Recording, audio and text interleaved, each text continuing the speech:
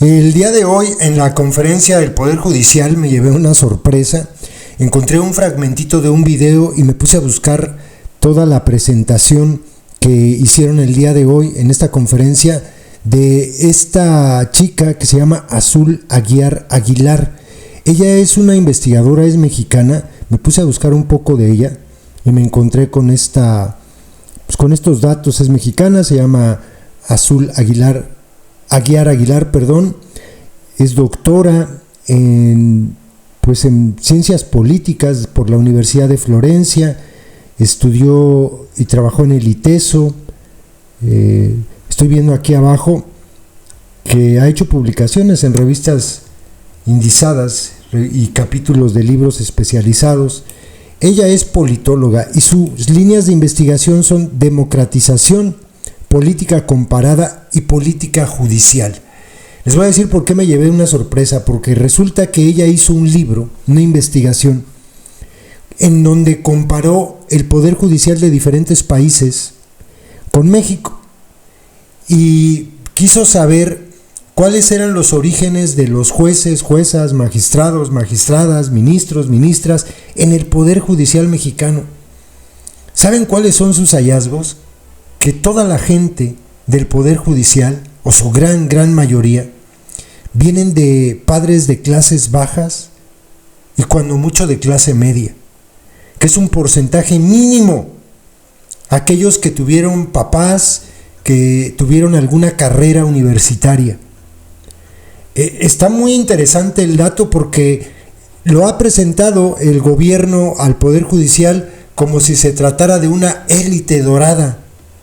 Yo me quedé pensando, estaría muy chido hacer esta misma investigación que hizo ella sobre los diputados, sobre los senadores, sobre los gobernadores, sobre las presidentas, porque ya ven de dónde viene, cuáles son los orígenes de la presidenta con A. Yo les aseguro que el resultado sería completamente contrario a lo que ella encontró de los jueces y juezas en México. Sabemos que son prácticamente cargos hereditarios en el Ejecutivo, o no se heredan ellos incluso gubernaturas, diputaciones, senadurías. No han vivido familias completas de este poder y de los cargos públicos, y se los van heredando de hijos a hijos y a hijos, y ahí van. Es muy interesante, no les hablo más. Escuchen lo que ella presenta y la verdad es que es de ponerse a pensar. Imagínense, hay un dato que da que es muy revelador. Habla de la cantidad enorme de personas que están hoy en el Poder Judicial con posgrados. Y todo esto lo vamos a cambiar por gente a la que le están pidiendo como requisito el título de licenciatura. Si esto no es una barrabasada, pues que me expliquen qué otra cosa puede serlo. Escúchenlo, está muy interesante.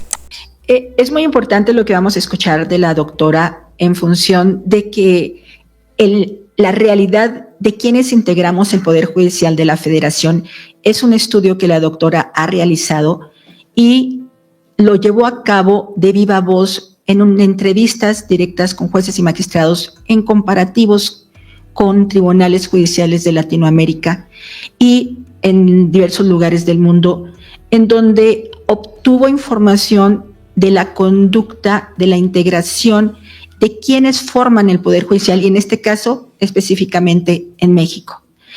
Aprovecho para invitar a compañeras y a compañeros jueces y juezas, magistrados y magistradas, para que den testimonio de su vida, para que graben su video, lo suban a las redes y convoquen a sus compañeros para que igualmente informemos a la sociedad mexicana quiénes somos, de dónde venimos, de dónde partimos, porque somos parte del pueblo.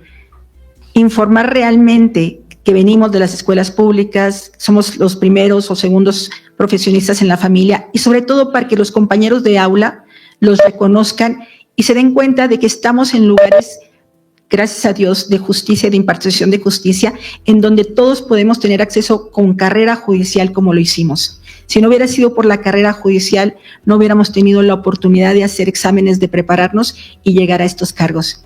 Esto es como un preámbulo para lo que la doctora nos va a comentar. No sé si ya pueda escucharse. Adelante, doctora. Hola, ¿me escuchan ahí? Gracias. Sí, doctora. Perfecto, gracias. Muy bien. Ahí entonces todos seguimos escuchándonos, ¿verdad? Así es. Súper. Muchísimas gracias por la invitación, magistrada y magistrados. Creo que este es un ejercicio muy necesario por parte del Poder Judicial para poder un poco comunicar de manera más efectiva el trabajo que hacen, sobre todo en estos tiempos de desinformación y posverdad, en donde, digamos, el gobierno ha manipulado diversas informaciones relacionadas, sobre todo con lo que está sucediendo al interior del Poder Judicial, ¿no? Y en ese sentido yo quiero un poco hablarles del libro que publiqué este año en abril, que salió primeramente publicado en inglés y está por la editorial Palgrave, y ahora está a punto de ser publicado por el Instituto de Investigaciones Jurídicas de la UNAM. En este libro, bueno, lo que se da cuenta es de la trayectoria y de los orígenes sociales del Poder Judicial. Y es muy importante, pues, comenzar con esta pregunta, que es la con la que yo comencé: ¿quiénes habitan el Poder Judicial, no? Porque cuando uno está fuera del Poder Judicial, pues uno no logra entender quiénes están ahí, cómo está formado, de dónde vienen. Mi idea propia al inicio de la investigación era que los jueces pues eran una élite, un grupo privilegiado, habíamos tenido diversos estudios, entonces también pensaba que había corrupción. Entonces a mí me interesó hacer esta investigación en la que hay 147 preguntas en mi cuestionario que realicé con diversas juezas, jueces, magistradas y magistrados del Poder Judicial de la Federación en diferentes estados y de la República, un poco para entender y tener una radiografía más cercana de quiénes son las personas que habitan el Poder Judicial. Y pues me llevé una gran sorpresa cuando empecé a desmitificar varias de las cosas que yo, como cualquier otra persona, estoy segura, tiene como en mente, ¿no? Que los jueces pues tienen pues un origen social privilegiado. Yo originalmente pensaba que ustedes, por ejemplo, eran hijos de notarios, de abogadas, de médicos, es decir, de personas que pudieran pues llevarlos al puesto que ustedes han llevado, particularmente pues pensaba que eran hijas e hijos de jueces, ¿no? Y lo que yo encontré en este estudio es que la mayoría de las personas que yo entrevisté pues son de un origen de clase baja o media al máximo, ¿no? Y esto, ¿qué significa? Pues que tienen padres que en su mayoría las madres, por ejemplo, fueron amas de casa, y los padres se dedicaron sobre todo a cuestiones relacionadas con oficios. Fue muy sorprendente escuchar que muchos de sus padres son mineros, ferrocarrileros, carpinteros, campesinos, intendentes, joyeros, comerciantes, y una proporción menor se dedica a profesiones, y la mayoría de las que se dedicaron a profesiones eran maestros, ¿no? Tampoco es que fueran los grandes notarios. Esto para mí fue muy sorprendente porque me di cuenta de que el Poder Judicial está conformado por personas que no son muy diferentes a la mayoría de las personas que vivimos en este país, pero sí tienen una cualidad que en un país tan desigual como México debe ser resaltada, y que tiene que ver con ¿cómo se llama? El cambio generacional y ser la primera generación de sus familias en haber asistido a la universidad. Es decir, la movilidad social de la que ustedes son ejemplo, eso sí que representa algo que es mínimo en este país por los niveles de desigualdad que se han mantenido. Entonces, este es uno de los primeros hallazgos que aparecen en mi libro, y que es muy importante destacar. ¿Por qué? Porque la narrativa que se ha generado desde el Poder Ejecutivo y desde el Poder Legislativo es que lo que estamos tratando de cambiar es un poder que representa intereses privilegiados. Y esto no es así. No es así no solo por cómo se conforma el Poder Judicial, sino también no es así porque al final de cuentas el mecanismo que están proponiendo para sustituirles lo que va a buscar no es llevar a las personas del pueblo a los cargos que ustedes actualmente ocupan, sino sobre todo va a llevar a personas cercanas al poder. Simplemente pensemos en la comisión integrada por el Poder Ejecutivo, donde un exministro que ha mostrado claramente preferencias políticas está en la Comisión de Selección de Personas. ¿Qué perfil independiente puede salir de una comisión como la integrada por el Poder Ejecutivo? Yo se los puedo decir, ninguna. Entonces, este es un hallazgo importante del libro. Otro de los hallazgos que quiero mencionar tiene que ver con el nivel de estudios y alcanzados por las y los magistrados de carrera judicial. Es importante destacar que actualmente tenemos un 80% de personas juzgadoras con nivel de posgrado y que estamos ahora a punto de cambiarlos por personas que solamente tienen licenciatura y además no han tenido una trayectoria judicial como la que muestran las y los jueces. Si podemos poner alguna de las gráficas que les compartí, particularmente la gráfica número 3 relacionada con la carrera judicial, nos vamos a dar cuenta que en esa carrera judicial, en donde está esta gráfica que habla sobre cuál es el primer puesto que obtuvieron en el Poder Judicial, es la siguiente. En esa primer gráfica, si ustedes la ven, lo que estoy diciendo no es mentira. La mayoría de las personas que ahora están impartiendo justicia como juezas y magistradas han tenido una trayectoria desde de más de 15 o 20 años en el Poder Judicial. Sus primeros puestos, imagínense que fueron oficial judicial, actuario o secretario. Eso significa que al menos han pasado 10 años para que hayan podido obtener el puesto de juez de distrito o jueza de distrito. Entonces, esto es muy significativo porque lo que estamos a punto de hacer es simplemente elegir las personas que nos digan las comisiones, que nos permitan elegir las comisiones de un pool de personas que no tienen esta trayectoria para impartir justicia. Eso lo considero muy grave. En la siguiente gráfica que les presento, que también está en mi investigación y que resulta de estas entrevistas que hice con juezas, jueces y magistrados del Poder Judicial de la Federación, dos datos que yo quiero destacar. El relacionado con si el examen para subir de puesto es determinante, es decir, si para haber llegado a ser juez es importante haber hecho un examen. El 94% de las personas entrevistadas dijeron que el examen era determinante, que uno no puede llegar a ser juez si no cursa ese examen. El otro 6%, quiero aclararlo, son jueces que están en la carrera judicial antes de 1994, cuando no había concursos de oposición, es decir, antes de nuestra reforma judicial de 1994.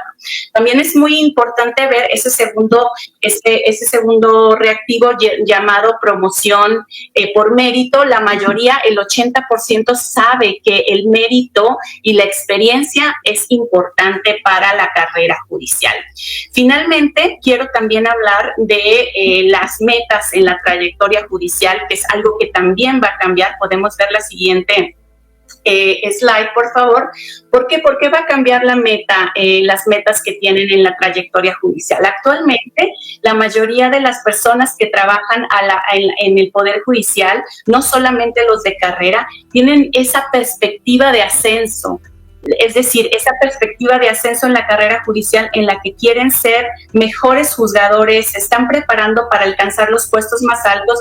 Incluso el 33% de la muestra que yo entrevisté tenía aspiraciones de llegar a ser ministro, ¿no? Esto es muy significativo porque cuando uno mete la lógica electoral como la que acaban de introducir en la reforma judicial, vamos a acabar con un sistema de carrera y de profesionalización donde tenemos juezas y jueces que toda su vida han estado en el Poder Judicial y que quieren seguir estando ahí. Cuando yo les preguntaba a los jueces, por ejemplo, cuáles eran sus perspectivas de retiro, la mayoría decía, pues yo me voy a quedar en el Poder Judicial hasta que me corran, hasta que me muera, hasta que acabe esto y después quizá vaya a la academia a servir un poco, ¿no? Esto no va a pasar de ninguna manera con la elección popular de las y los jueces. ¿Por qué? Porque ellos se tienen que reelegir y simplemente pensemos, cuando se tengan que reelegir, tienen que quedar bien con una comisión en primer lugar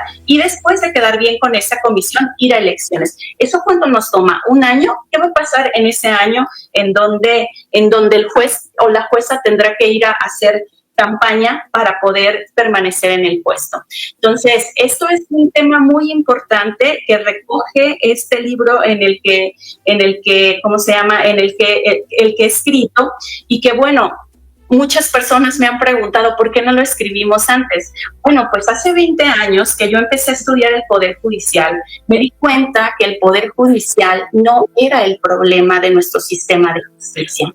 El principal problema de nuestro sistema de justicia está en los ministerios públicos. Y entonces dediqué mis siguientes 10 años a estudiar el Ministerio Público en perspectiva comparada en América Latina.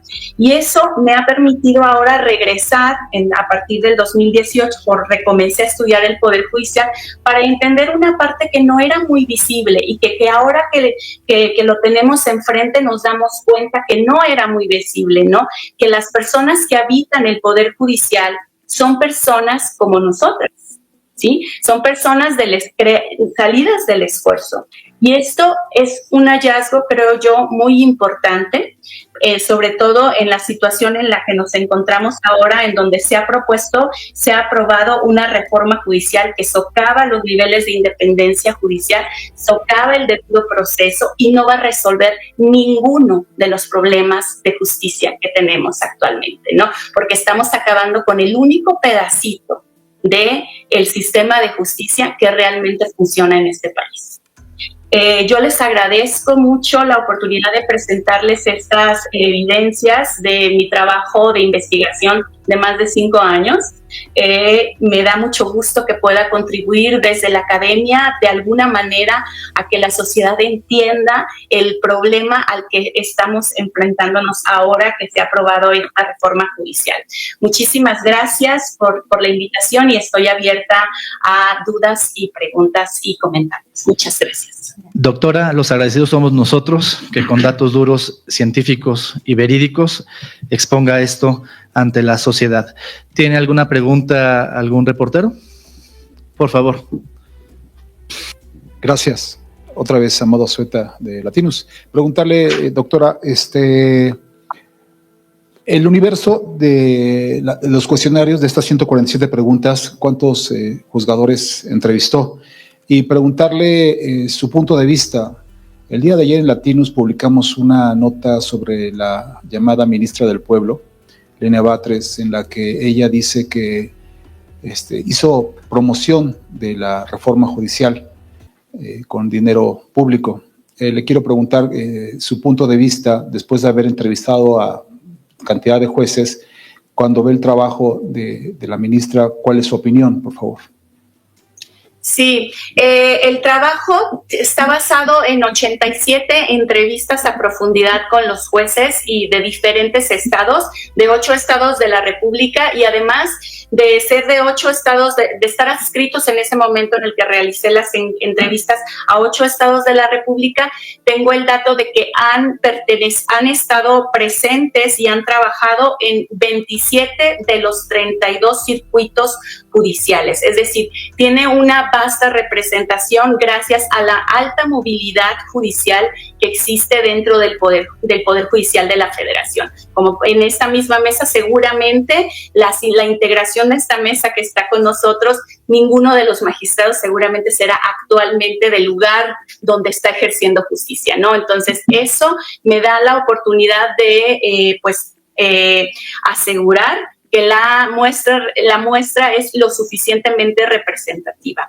De hecho, en diversos foros en los que he presentado este trabajo, recientemente, por ejemplo, en el Instituto de Investigaciones Jurídicas, las personas juzgadoras se sienten representadas, lo que es un hallazgo importante, se sienten representadas en esos findings, en esos hallazgos que yo presento, ¿no? Ahora, con relación a lo de la ministra Lenia Batres, pues yo creo que sí es un problema. Ese es el problema que vamos a ver hacia el futuro. Ese es el mejor ejemplo de cómo va a ser la justicia en el futuro. Una justicia politizada, una justicia partidizada, una justicia que ve solamente por un grupo de personas. ¿Por qué? Porque la nominación de Lenia Batres, recordemos, responde a la nominación de una sola voluntad, la voluntad del Ejecutivo, porque el Senado no quiso participar en la ratificación de eso y la tuvieron que ratificar de manera individual desde el Poder Ejecutivo. Entonces, el haber usado recursos públicos para promover una reforma que destruya el Poder Judicial, lo único que nos puede decir es el futuro de la justicia, junto con estas otras intervenciones que había pasado del juez anterior que nos hablaba también del desacato de las resoluciones judiciales. Bueno, esto es lo que va a pasar en el futuro, ¿no? Cuando un partido se apodera del poder de la manera en que lo está haciendo Morena, lo que podemos esperar es que la justicia no llegue a las personas que tengan que llegar. ¿Alguna otra pregunta? Bueno, pues le agradecemos muy encarecidamente, doctora Azul Aguiar, pues primero haber realizado esta obra. Son 20 años, nos está diciendo, tanto para estudiar el Poder Judicial como el Ministerio Público y comprender bien el sistema de justicia, pues publicar este libro tanto en inglés y prontamente en español, y pues estar aquí con nosotros para exponer a los medios de comunicación y al pueblo esta información que es realmente muy valiosa. Muchas gracias, doctora.